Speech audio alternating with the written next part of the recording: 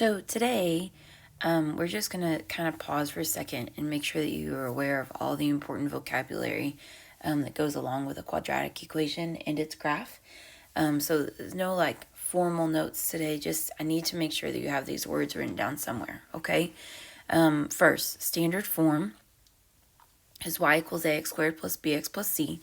You know that, and you know that vertex form is y equals a times x minus h squared plus k. You also already know how to take each form and go back and forth.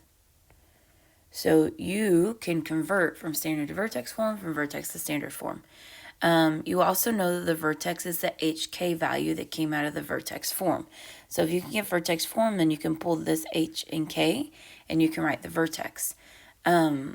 You know that that is either the minimum value or the maximum value. So it's a minimum value if you have a parabola that's concave. It's a maximum value if of a parabola that's concave down. Okay? This is what might be a little bit new. The zeros of your quadratic, the zeros of the parabola are also called roots and x-intercepts as solutions. Excuse me. Those words are basically interchangeable, and they're all talking about where the graph crosses the x-axis. Now, this is a little weird because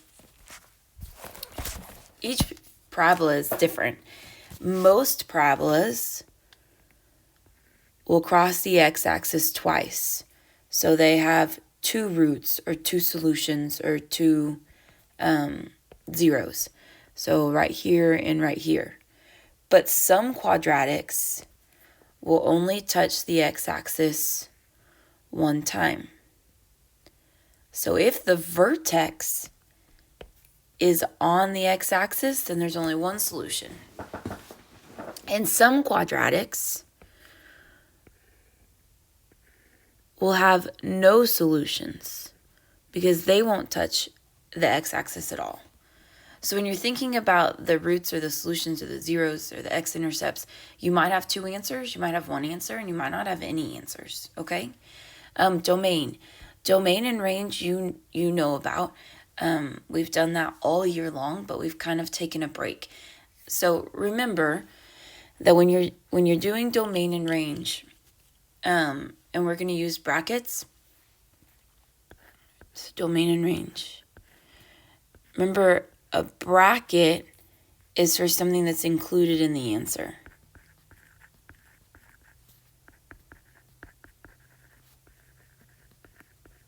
So like a normal solid point.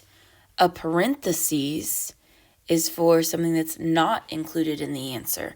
For example, infinity or an open circle. There are things that are not included.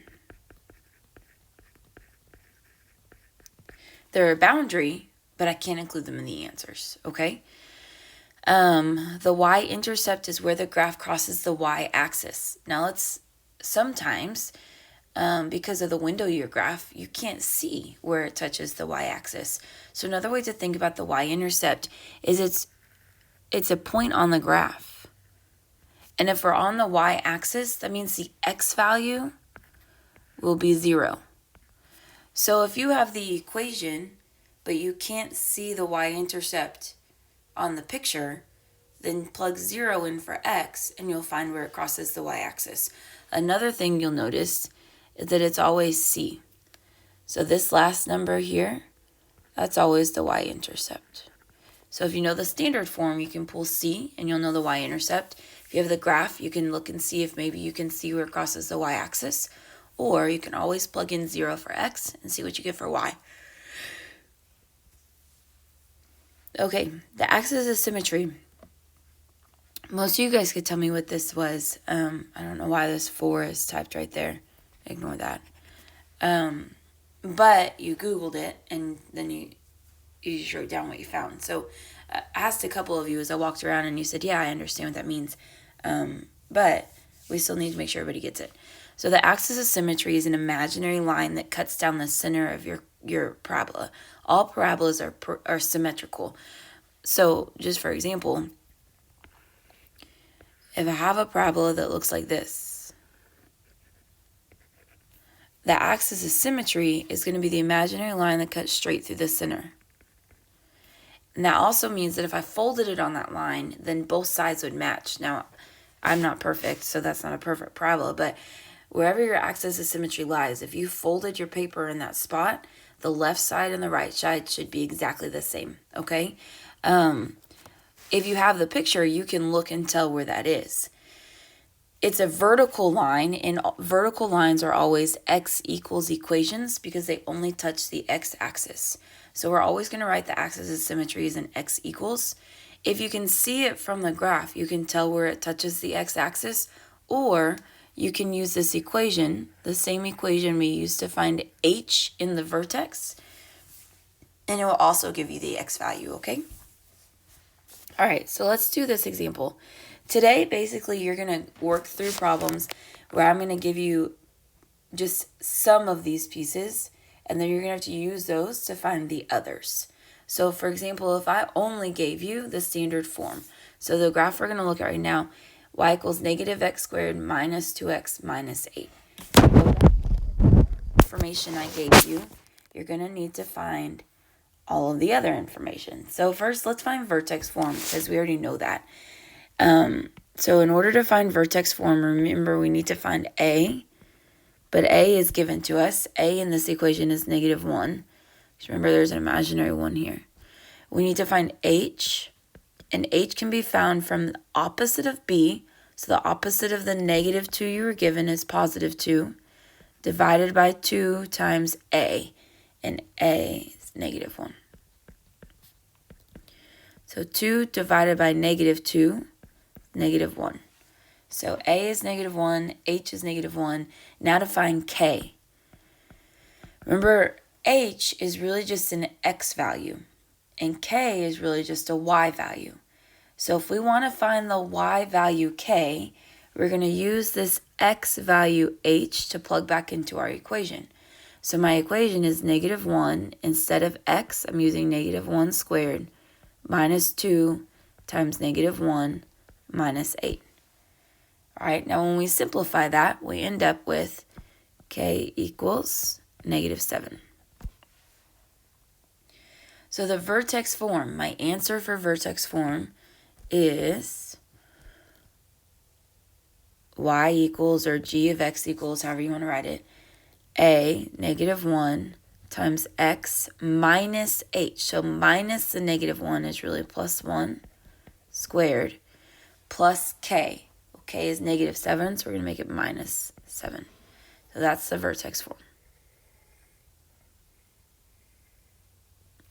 The vertex is just the hk values I found. So h was negative 1, k was negative 7. Okay?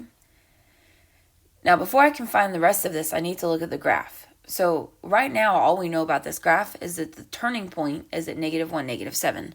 So negative 1, negative 7. So negative 1, 1, 2, 3, 4, 6, 7.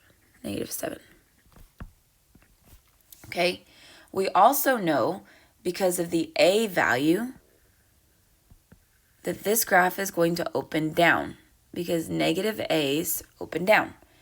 But we need at least 2 other points to figure out exactly how wide this graph is, or where it would open down. So I'm going to come over here and I'm going to make a table. And in the middle of my table, I'm going to put the vertex. I already know this point. But then on top of that, I'm going to pick something that would have been to one side. So let's go 0. And then underneath, I'm going to pick something that would be on the opposite side, so negative 2.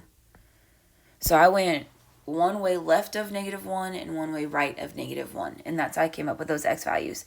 You can use whatever x's you want, but it's easiest if you figure out one on each side of the vertex. So if I take 0 and I plug 0 in for x in my original equation, I'm going to end up with negative 8. If I go to the original equation and I plug in negative 2 for x,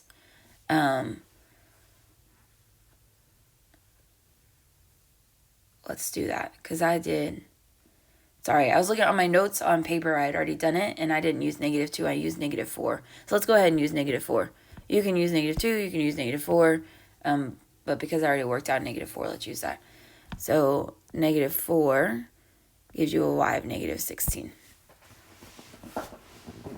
Okay, so now we're going to plot those 2 points. So 0, -8 is here. And -4, -16. 1, 2, 3, 4. 10, 11 is a little too far. But remember I told you they're symmetrical. So if this is my axis of symmetry, whatever angle this takes me in needs to be the same angle this takes me in. And it's just a sketch, so it's not going to be perfect. But you need to understand that you can always use a table to get other points on the graph, okay? Okay, the zeros. The zeros are where we cross the x-axis. Well, this one will never cross the x-axis because it faces down and it starts underneath it. So we say that there is no solution. And I think some of you have gotten kind of frustrated because we've been interchanging what words to mean that there isn't any. Because the zeros are also called solutions and x-intercepts, we can say it's no solution. You could say there are none. However you write it is going to be okay. You just need to be able to recognize all the different ways it could be written so that on a multiple choice test, you understand they all mean the same thing. Okay, the domain. The domain is how far my graph goes left and how far my graph goes right. Well, because of this arrow here and here, that graph is never going to stop moving to the left and it's never going to stop moving to the right. So the domain is not included -infinity to +infinity. Remember, you can't include infinity. The range is all the y values. So if I look up and down my graph, I know that the graph is going to go down forever because of those arrows. But it's only going to go up to here. So my whole graph is stuck below that number -7.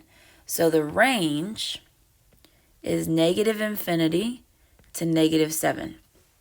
So the lowest is -infinity, the highest is -7, but I need to put that in a bracket because there is a normal point at -7.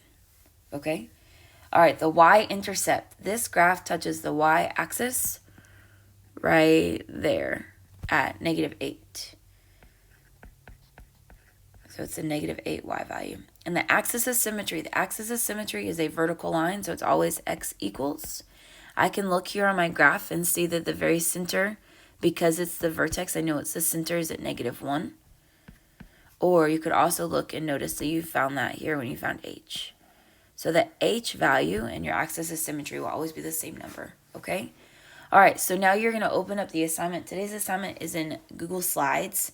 And read the instructions really carefully because I tell you how to name yours and I tell you how to send it back to me, okay? And you're just going to practice interchanging through all of those things.